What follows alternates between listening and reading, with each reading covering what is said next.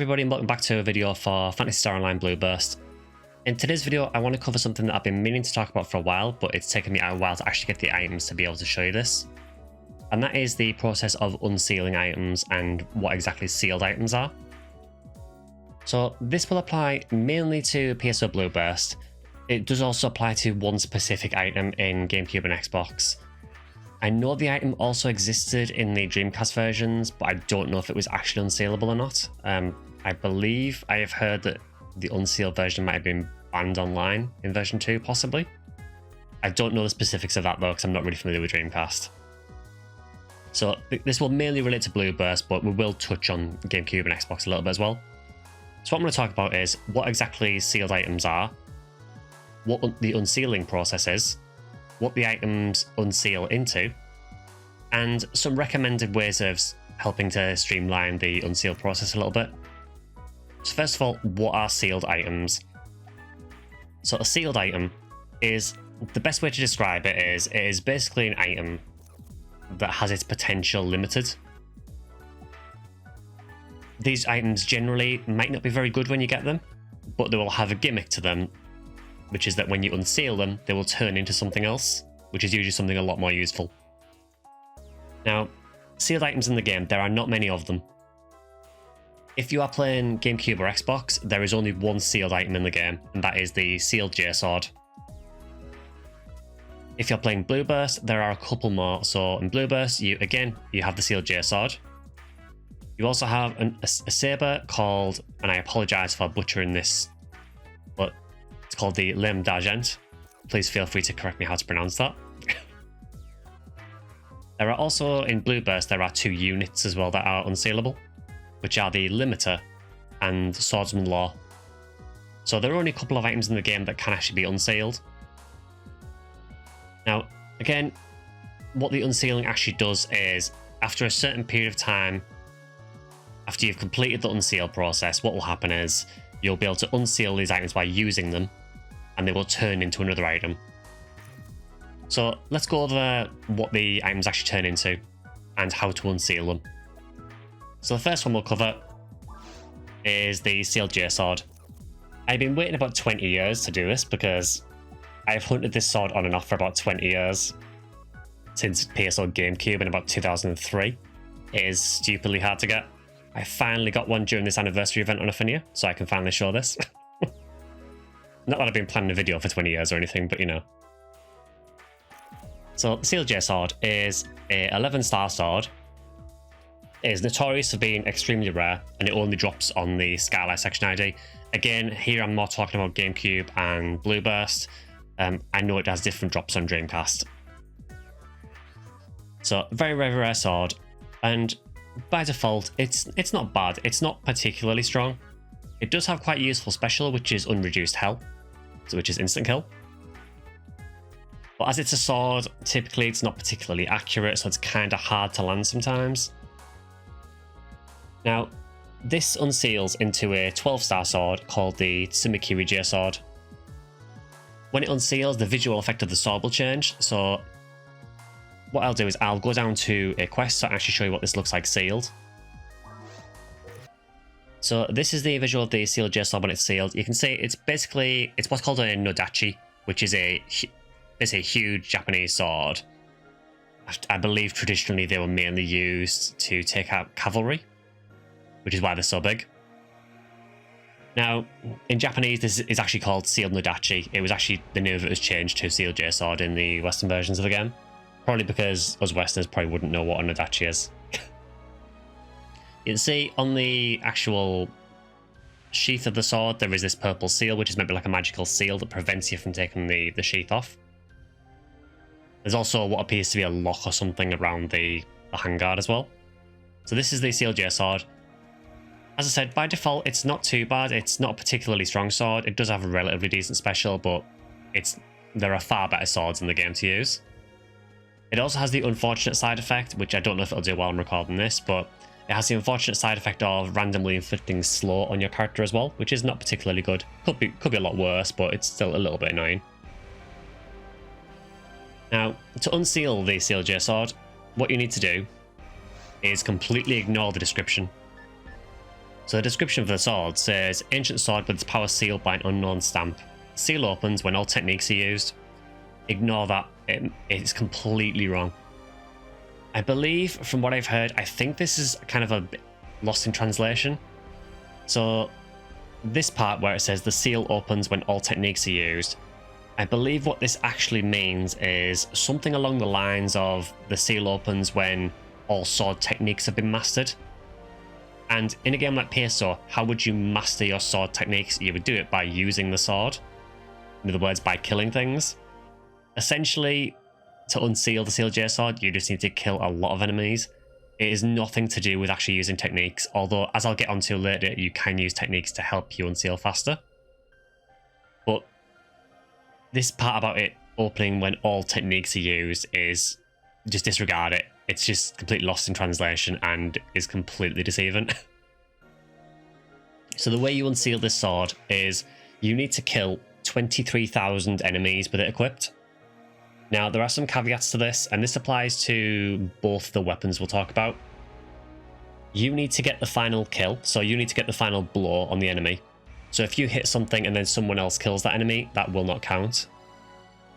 I have heard with the Seal J sword that, I don't know if this is true or not, is that apparently if you kill multiple enemies with one swing, it counts as one kill. I don't know if that's technically true. Maybe it's only if the enemies die at exactly the same time. I don't know the specifics of that. However, as we'll get onto, you're probably not going to use the sword itself to unseal it. So after 23,000 enemies that you have killed, you also have to have the sword equipped as well. If you equip something else, you won't accrue kills towards the Seal J sword. What will happen is, if you go into your inventory and you go to the sword, normally when you press on it, you'll get these options here, which is remove, drop, or sort. After you kill 23,000 enemies, what will happen is this will change. So I can't remember the specific order, but basically where remove is will change to the word use. And if you press use, it will unequip the Seal J sword, and it will essentially remove the Seal J sword from your inventory, and it will replace it with a Tsumakiri J sword. The Tsumakiri J sword is a 12-star sword with a special that basically uses photon blast energy to do a 360 attack around you. You can see there that the sword's just inflicted slow on me. So it will do that, I think, up to about 10 minutes in the quest. It'll have a chance to activate about every 2 minutes. There are other items that do that as well, but yeah, it's a little bit of annoyance, nothing more.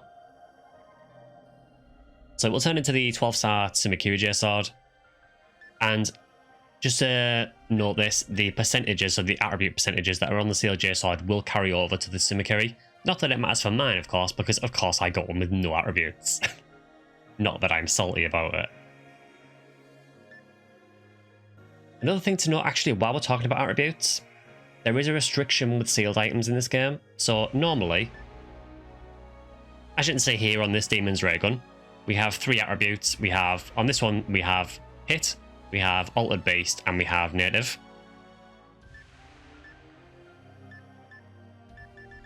So on most weapons, you can have a maximum of 3 attributes, which includes hit. So you can have 2 type attributes and hit, or 3 type attributes at maximum. You can also have less than that, obviously. With Seal J sword, and with the other weapon that we're going to talk about as well, the Lame d'Argent, these are limited to a maximum of 2 attributes instead of 3. Or alternatively, 1 of these attributes and hit. The reason for that is because I believe this is a side effect because of the hex code where the kill counter is stored. So basically, obviously PSO needs to store the data for how many kills you've got with these weapons to determine if it's ready to unseal. And I believe it does that in the location that is normally reserved for 1 of the attributes. So unfortunately, because of that, with the Seal J sword and with the Lame d'Argent as well, you are limited to a maximum of 2 attributes. So for example, this Lame here has 2 attributes on it. It could not get another one. It's really showcasing the slow there. So yeah, just bear that in mind, particularly if you're thinking about sphere in these. Just bear in mind that you can only add 2 attributes to them, or 1 attribute and hit, as opposed to having 3 attributes or 2 and hit. So that is a little downside of sealed items. So yeah, so for the Sealed J Sword, kill 23,000 enemies and then press use. On Affinia and maybe on other Blueburst servers, if you get to 23,000 and it's not showing up as ready to use, it could be because of a synchronization thing. So if that happens, you can either deposit the sword in your bank and then get it back out again. That might fix it. Alternatively, just teleport to another ship or another block or something, and that will sync up the kills normally, and then you'll usually be able to unseal it then.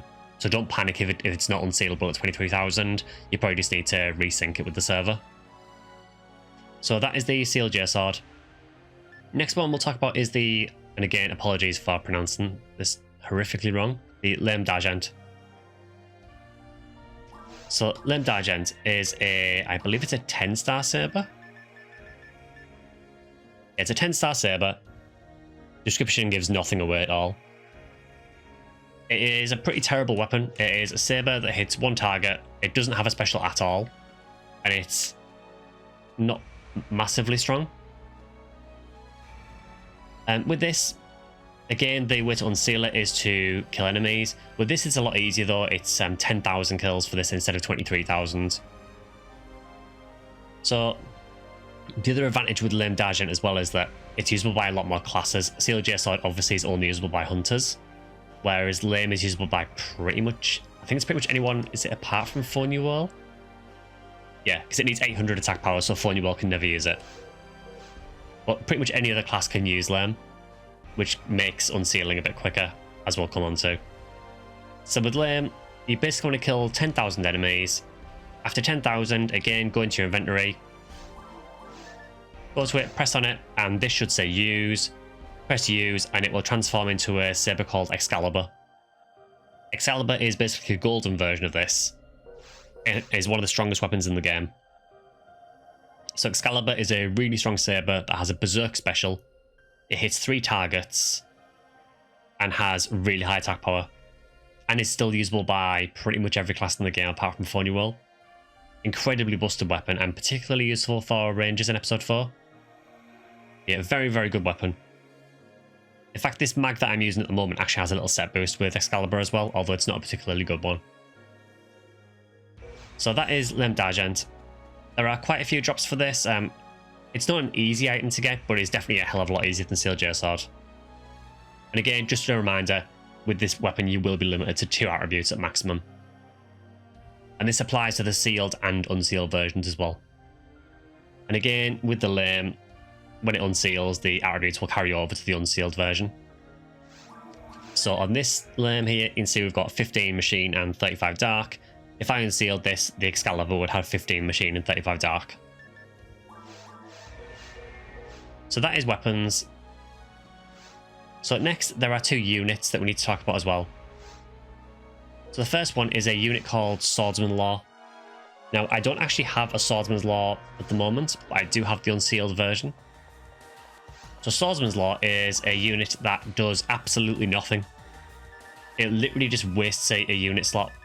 There is no benefit to using it. It doesn't give you any stat increases at all. Literally does nothing. The only thing it does is it has a kill counter on it. And the kill counter that you need to hit for Swordsman's Law is 20,000, so a bit more work than Excalibur. With Swordsman's Law, I should also stress that Swordsman's Law is only equipable by hunters. With Swordsman's Law, after 20,000 kills, again, you'll be able to unseal it, and it will unseal into this unit here, which is Proof of Sword Saint. So Proof of Sword Saint is a really useful unit. It raises your ATA by 30. It raises your evade by 60. It does lower your defense, but that's not the end of the world, and it's only by 20. And it says when equipped with a saber, a katana, or a twin sword. So it is situational. It will only take effect when you're using specific weapons. Oddly, for a unit called Proof of Sword Saint, swords don't count. PSO making no sense as usual. There is, as far as I'm aware, there is another weapon that is counted in this that is not a saber, a katana, or a twin sword, and that is 2 Kamui. So 2 Kamui is a 12-star dagger that you can get from Claire's Deal. You have to do a little side quest with Shino. And once you get 2 Kamui, that also works with Proof of Sword Saint as far as I'm aware. But yeah, typically sabers, katanas, and twin swords. The main usage you're probably going to get out of this, I would imagine, is obviously sabers like Galatine or Excalibur are going to benefit from this. Also for twin swords, I guess twin swords like Jizai, which is a really good twin sword. That's going to get some good mileage out of this as well. Katana's not so much because katana animations are kind of garbage. But that is Proof of Sword Saint. Now, one of the big benefits of using Proof of Sword Saint is the ATA bonus. So, as I've mentioned, it gives you 30 ATA, which is a really nice boost. But one of the best things about this boost is it adds the ATA onto your total ATA, not your base ATA. So what I mean by that is, if I look at my ATA currently, you can see my ATA on this character is capped at 199 base. So if I added a unit like Heavenly Arms, it would do literally nothing for me at the minute, because units like Heavenly Arms, even though they're useful, they add onto your base ATA and help you get up to your base cap. But if I added Heavenly Arms now, it would make no difference whatsoever, because the 25 would try to add onto this, which is already capped. But you can see my total ATA at the moment. At the minute, I have a Sanga and Yasha equipped, which is a twin sword, and I don't have the Proof of Sword Saint equipped. And you can see that with that, I have 304 ATA. If I then equip the Proof of Sword Saint and go back to my ATA, it's now at 334, so it's added the 30 on. So it's basically a 30 ATA boost that I'm still benefiting from, even though I've got capped base ATA, because that accuracy is going on my total accuracy instead. That makes it fantastic, particularly for classes that do struggle a bit with accuracy, which, you know, some hunters do. Because you're getting around the limitations of your relatively low ATA cap by adding the ATA boost onto your total ATA. So very, very useful unit. I would really recommend it for a lot of hunters. Again, it is situational. It is only going to apply when you're using specific weapons, but I guess I can show that quickly. So if I go to a Disco Braveman, for example, I have 295 ATA with it equipped. And if I unequip Proof of Sword Saint, it stays at 295 because Proof of Sword Saint's having no effect because slices aren't counted. Again, just to show that one more time, if I then go to Sanga and Yasha, we're at 304. And then if I equip the Proof of Sword Saint again, we go to 334. So a very, very useful unit, but it is quite situational, and again, is only usable by hunters. There is another little gimmick you can do with Proof of Sword Saint as well if you stack them, because yes, you can use multiple of them, and yes, the boosts do stack. If you stack them all onto a Seal, who has really high evade, and use Estella, I think you have to do it possibly in multiplayer with other people donating to the Photon Blast, or doing a Photon Blast chain. But if you use Estella on the episode 4 boss with the Seal with multiple Proof of Sword Saints, you can potentially one-shot a phase of the boss. Because Estella, I believe, gets bonus damage based on your evade, as far as I'm aware. So yeah, interesting little quirk with the unit. So the next one we need to talk about, and the last one, is the limiter.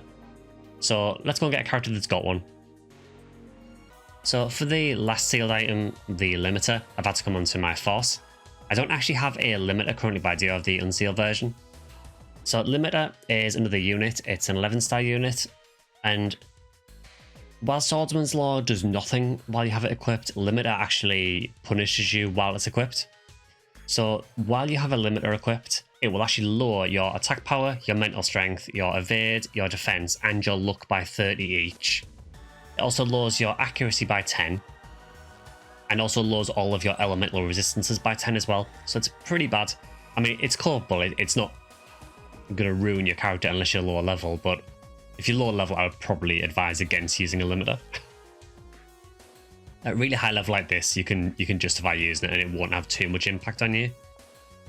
But it still hurts, you know, losing 10 ATA and losing 30 to all the other stats. Limiter's unsealed condition, again, is exactly the same as Swordsman's Law, so again, it requires 20,000 kills. Again, if it doesn't show up to use, just do what I said earlier. Either change blocks, you can even log out of the game and log back in if you want to, and that should resync it as well. After 20,000 kills with limiter equipped, it will unseal into a unit called Adept. And Adept is one of the most useful units in the game.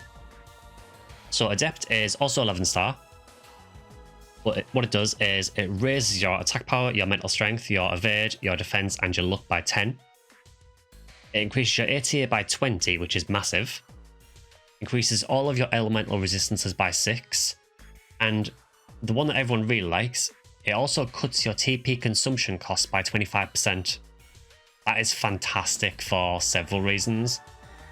So characters that are going to get use out of this, pretty much anyone, honestly. You know, having a 28 tier boost is really nice. But TP consumption is going to be useful for anyone who uses the Spirit special. So think of either Humars or Uniworlds that use the 384 Flower and Sword. That uses Spirit. It'll use a lot of TP with it being a multi-hit weapon, so cutting that TP consumption by 25% is going to help a little bit. Not a huge amount, but it's just a nice little bonus. But again, characters that use things like Galatine, it's going to help cut down the TP consumption for that special as well. But it also applies to any technique usage as well. So any force is going to get a lot of mileage out of this because 25% less TP cost is always going to be nice for a force. I should note as well that it also does stack with the Psycho Wand and the Dark Bridge TP reduction as well. You can reduce your TP consumption by a ridiculous amount by using a Psycho Wand and Adept. There is a bit of a weird interaction with these two where I think it's the amount of... I can't remember if it's the amount of HP or the amount of TP that you lose changes based on the inventory order of these two. So I've actually just had a look on the Affinia wiki just to confirm this. So the way the interaction works with these two is in your main inventory list. Basically, the way that the game does it is that the TP reduction and the HP drain are applied in inventory order as seen by server. So drained HP will be reduced if Adept is first in your inventory. Well, if Adept is earlier in your inventory than Psycho Wand. So ideally, for very safe play, if you want Psycho Wand to take less HP off you, you want the Adept first. Now, in reality, I don't really think it makes a huge difference. I mean, it'll help, but honestly, 99% of the time I play this character, I forget about it and I end up with the Psycho Wand at the top anywhere. So it is totally fine to have the Psycho Wand at the top. Just bear in mind that if you're not happy with how much health you're losing from Psycho Wands, maybe consider... Basically what you would do is you would deposit this and then get it back out of the bank so that when you get back in your inventory, it's down at the bottom. It does mean you can never sort your inventory. I'm a bit OCD, so I like to have my inventory sorted. But yeah, if you want the minimal HP drain, then you want the Adept first.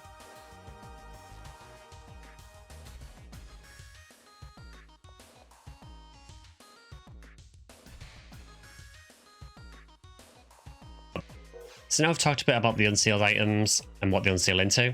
Let's talk about how to actually unseal. So I've mentioned that all of them are based on kill count and they are all require several thousands of kills and they all require you to get the killing blow. Because of that, obviously it makes a lot more sense to do the unseal process solo. If you do it with other party members, you can still get kills, but you'll only get the kills for the enemies that you actually get the finishing blow on, so it will be a lot less, and you'll be surprised how little kills you actually get doing it that way. So really, as dull as it can be, the best way to do it is to just grind this out solo. Now there are a few quests that are recommended for it. So the first one, and again this will only apply to Affinia. If you want any other versions, you probably just want to go for a quest that has a lot of monster in the small area. So in regards to actually unsealing items, you want to be using quests that have quite a high monster density, and ideally ones that have quite small rooms so that you can hit things more or less on spawn. Now on Affinia, there are a couple of quests that are really good for this. If you're not playing on Affinia or if you're playing offline, just try and find a quest that's got quite high spawns. On Affinia, there are two main quests I probably recommend. The first one is this one, which is Cal's Clock Challenge. This is an episode 2 quest, and takes place, starts out in Temple, goes through the other areas. The gimmick with this quest is that you have a very short timer, and after every wave is cleared, you get a few more seconds. So let's load this out and show you it. This is just in normal, just to get an idea of what it's like. Basically, you can see here that we have a very, very small room, and this is kind of the gimmick of this quest, is that all the spawns come in this very small room. Now, for unsealing things efficiently, what you want to be doing really is trying to hit as many things as possible. So it stands to reason that one of the best ways to do that is with techniques. And generally what most people will do for unsealing is typically just stand in the middle of the room and spam Giffey.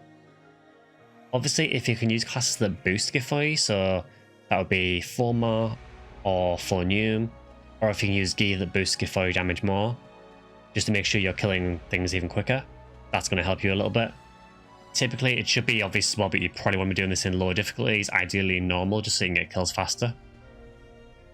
However, there are a couple of items that do drop in some of the difficulties that might be worth hunting for. So if you've got a good tempo drop, you could always do it in a high difficulty if you wanted to, but it will take you longer to clear the spawns. So I'll show you some of this. I'm not going to show the whole quest, but my funny wheel isn't really set up for it, honestly, but basically what I would do, you can see the quest starts and we have 39 seconds. I literally would just stand in the middle of the room and just spam Giffey like this. And you can see that more or less as things spawn, they're getting killed straight away. Other reason they're doing this in normal is because things have lower elemental resistance, so you can clear spawns a lot quicker. So you can see as we're doing this, we are literally just spamming Giffey, and as soon as things are spawning, they're getting killed.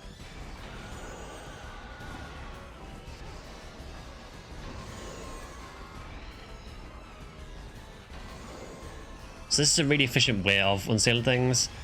Bear in mind, obviously, if you're doing this to unseal the Sealed J-Sword or the Limbed Argent, you want to have that equipped. Otherwise, the kills won't count. If you're doing it to unseal Swordsman's Law or Limiter, you can have anything equipped. Yeah, that's Cloud's Clock Challenge anyway. So that is one quest that you might want to use. The other one is an episode 4 quest.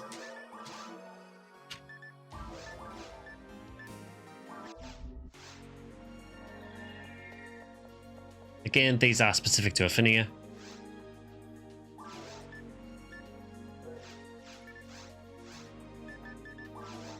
And this is it here. This is Beyond the Horizon. So Beyond the Horizon is almost designed for unsealing, honestly. So it tells you it's a new VR program. Now, Beyond the Horizon has a little gimmick to it where the enemies in this quest will not give any rare drops or any drops at all. So you can't do this to farm for gear as well. This is purely for experience farming, but it is really good for unsealing as well. The downside of this quest is that to run it, there are up to 500 enemies as you go for the quest. But the downside with this quest is that you do have to pay 10,000 Mazet at each run. You get automatically warped to Crater. And it's more or less as soon as you start, you can see we have this very, very small room. Again, you just want to stand in the middle and just spam Giffey.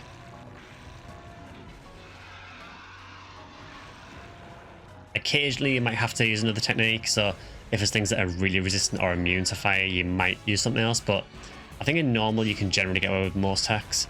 You can see that the barbooters are taking me 2 casts to kill. If I use gear that boosted Giffey, then maybe that would only be 1. So this quest, it works very similar to Cloud's Clock Challenge, honestly. The difference with this is, with Cloud's Clock Challenge, you have a very short timer, and you increase the timer by killing the spawn waves. In this one, you just have a 20-minute counter that counts down for the whole quest. Now, would I recommend doing the whole run of these quests? Probably not. I personally think that for Cloud's Clock Challenge, either doing temple resets or doing temple and spaceship is pretty efficient. After that, I feel like it does fall off a little bit, personally. For Beyond the Horizon, I would probably run Crater, and then after this is Crater Interior. I'd probably just run those 2 areas and then cancel, because again, Desert feels a little bit slower.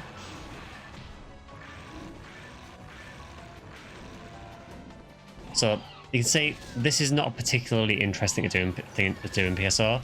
I'm not going to say that unsealing is fun. Honestly, I find it to be one of the least fun things to do in the entire game, and thankfully there are only a few items in the game you have to do it for.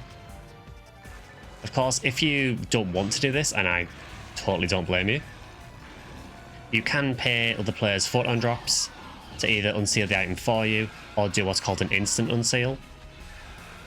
Instant unseal is where you basically give the sealed version of the item to someone with some photon drops, and then they give you an unsealed version back. So that is mainly done for the units, I would say.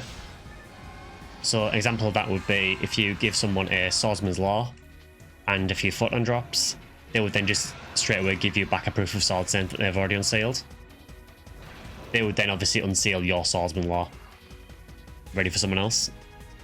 So you can see we've cleared that stage there, and it automatically warps us to the next one, and we get more or less the same kind of thing again. So again, just stand in the middle and just spam Giffey. I never said this was fun.